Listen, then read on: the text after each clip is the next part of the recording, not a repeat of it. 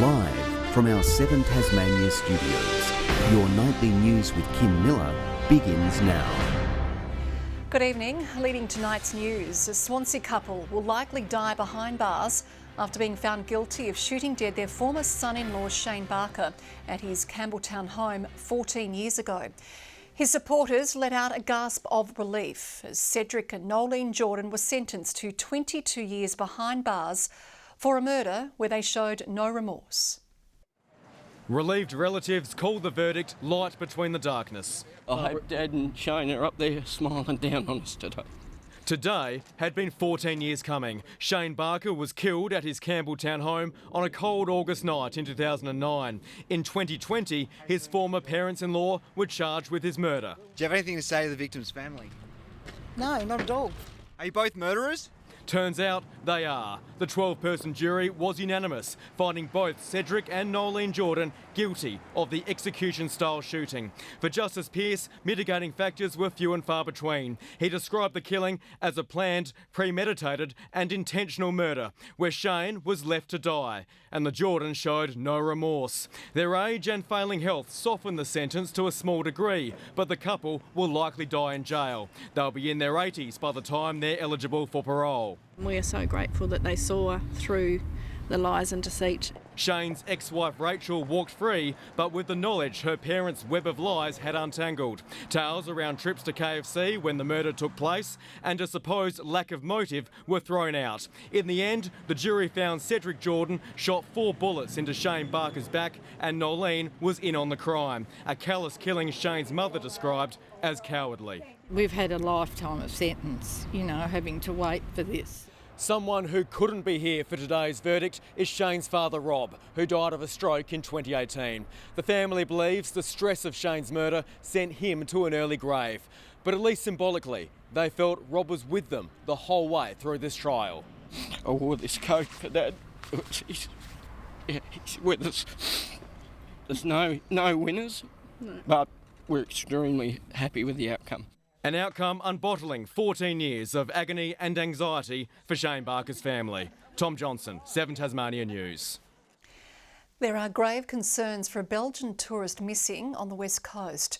Celine Cremere was last seen in Waratah nearly 2 weeks ago, with a desperate search to find her now underway. A misadventure shrouded in mystery. She's an inexperienced hiker and she was prepared for a light day travel. The Belgian backpacker on an adventure of a lifetime, spending the past 6 months in Tasmania. Celine Cremere's whereabouts unknown. At this stage, it's looking like she's just lost. Her concerned family raising the alarm on Monday after not hearing from her since June 12. They'd tried a number of ways to contact her, and when their contact went unanswered, they reached out to us. And it's obviously a very distressing situation for them, particularly given the length of distance they are from here. A small glimmer of hope yesterday, her car found at the entrance to a hiking trail at the Philosopher Falls, abandoned. Her phone had signalled from that area when we tested it. We have a vehicle, her vehicle, at the Falls car park. We haven't found anything further than that at this stage. Scouring dense bushland for clues, searchers have been out in the harsh environment at the falls today to find answers. Weather conditions here have deteriorated over the last few days with light snowfall in the area. While the search continues to be focused on this track, police are now in a race against time to find Celine alive.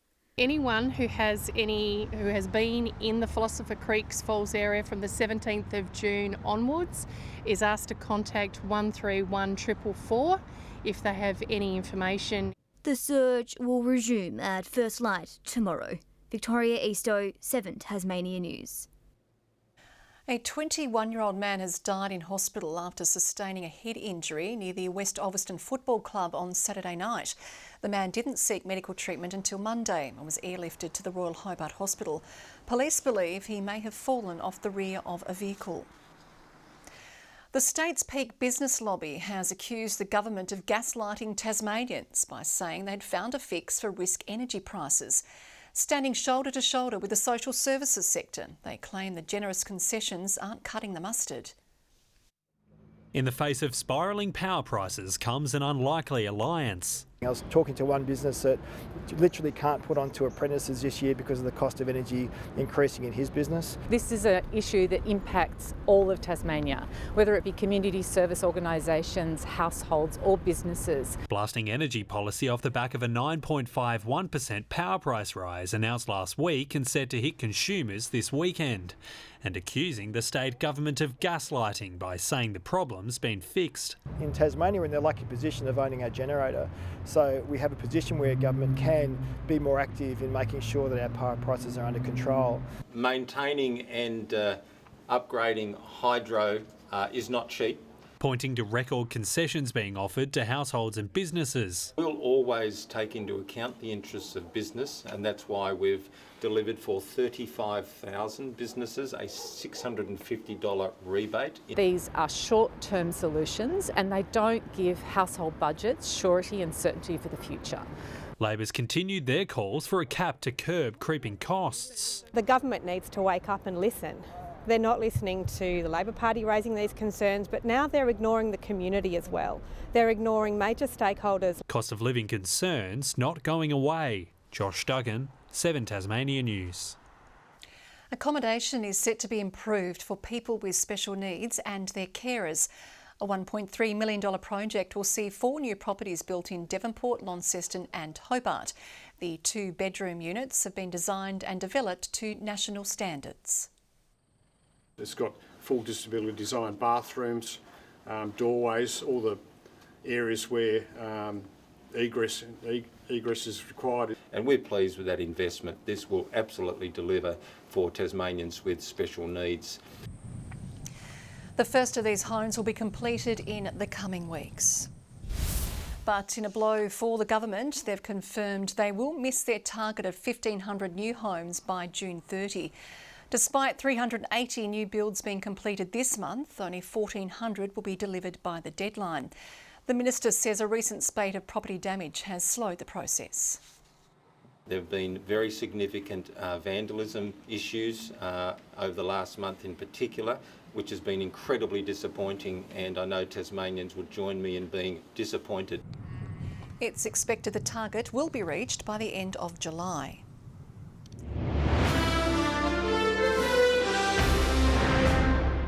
Tasmania's RSLs are set to launch new specialised hubs across the state to give veterans a one-stop shop to access support. $5 million has been provided by the federal government in rolling out the new service. A new way of supporting veterans who served our country. The RSL securing $5 million through the federal government to develop new hubs through sub-branches across the state. It's the first of its kind in Australia. This is a pretty unique model. We aren't going for one building. We're going to enhance 7. Independent of the organisation, it will offer services ranging from accommodation through to meeting spaces. Let's say a doctor and you need a space to go and see a local patient, or be it a veteran or member of their family, we will give you this space. Also helping those move-ins settle into their new community. And that organisation, when they get here, phones up and says, hey, how you doing? Is there anything you need? Should we talk about employment? Harrowing testimony from the Royal Commission into Defence Suicides has highlighted those slipping through the cracks. With changing attitudes towards organisations like the RSL, the government says new ideas and brands are needed. It is about putting a bit of a different face onto services, but making sure critically that those services are coordinated, that people are able to get referrals. It's estimated 17,000 veterans live in the state. One of those, the federal member for Clark, is pleased Tasmania is leading the way. The way we have done business supporting veterans up until now has not worked. So we have to be innovative and we have to try different things. We keep veterans and their families in a good place. John Hunt, 7 Tasmania News. Organisers behind a multicultural market in Moonah say a lack of government funding means they could soon have to close. The monthly event is run by volunteers who were rejected for a recent grant and say there should be a funding program aimed at fostering diversity. But it seems that every time we want to have a conversation with our government about supporting our communities, we get knocked back. When initiatives like these, it's been knocked down, it tells us a lot. It speaks on itself that we don't belong to this community. A government spokesperson says they're in discussion with the organisers. They provide financial support to the Multicultural Council of Tasmania and to the Glenorchy City Council's Multicultural Hub. Well, those craving a piece of the Coal River Valley's iconic produce will get the opportunity to sample it early next year. The Crave Harvest Festival will see local producers open the doors and let locals and tourists sample the region's celebrated food and drink. It's one of the great food bowls of Tasmania, but the Coal River Valley's opportunities to bring their produce from paddock to a plate or glass has been limited. Not in a local area, no. Usually I would have to travel further afield for that kind of exposure. We've seen it before in different things happening throughout Tassie, how people can come together and celebrate the uniqueness of the produce. That will change in 2024 with the launch of the Crave Harvest Festival. Richmond Park will play host to between 30 and 40 local food and drink businesses. And really saw that there was a gap and an opportunity for us to put on an event that showcases the wonderful produce, the people that make that, and the place that we have here. The site having a history of being an entertainment hub. It's also one of the original places where the first AFL game was held in Tasmania. While Coal River businesses have had opportunities through the Taste and Winter Feast, experts say an opportunity like the Taste of the Huon has been missing. To bridge that gap and draw people into the beautiful Coal River Valley, encouraging them to go beyond the bridge. Those taking part confident the region has the goods. It's a great area. We've got our own little microclimate here that creates that space to be producing award-winning products. Crave will take place on April 6 and 7 next year. John Hunt, 7 Tasmania News.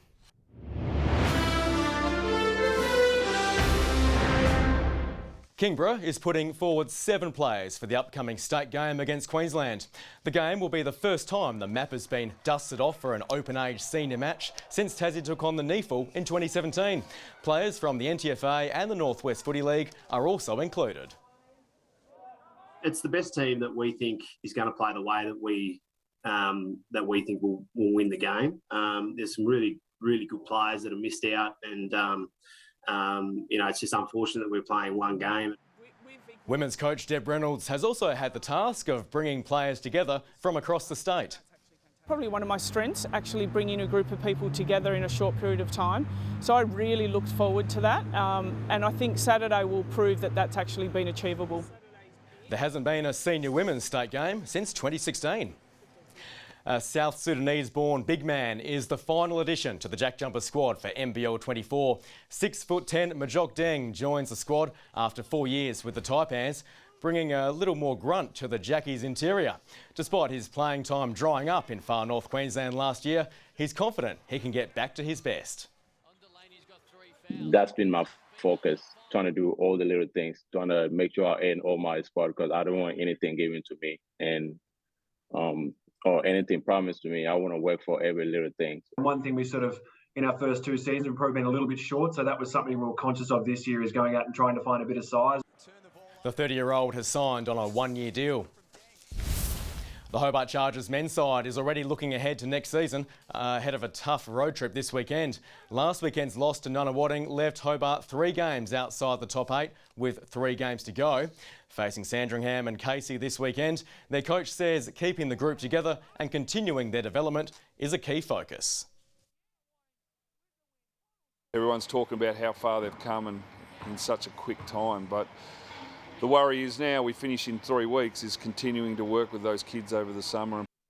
The women's side will also venture across Bass Strait to play the same teams. And Keely Frolling has been named player of the match while top scoring for the Opals in another Asia Cup thumping. Quick finish, 16 now for Keely Frolling. The Aussies brushed aside Taiwan 91-45. They might break a sweat against reigning champion Japan tonight. The road to a third straight WNCL championship has begun for the Tasmanian Tigers. The squad's now into its first week of training, gathering for a net session today. Captain Elise Villani says while they're taking confidence from the last 2 seasons, they aren't getting ahead of themselves.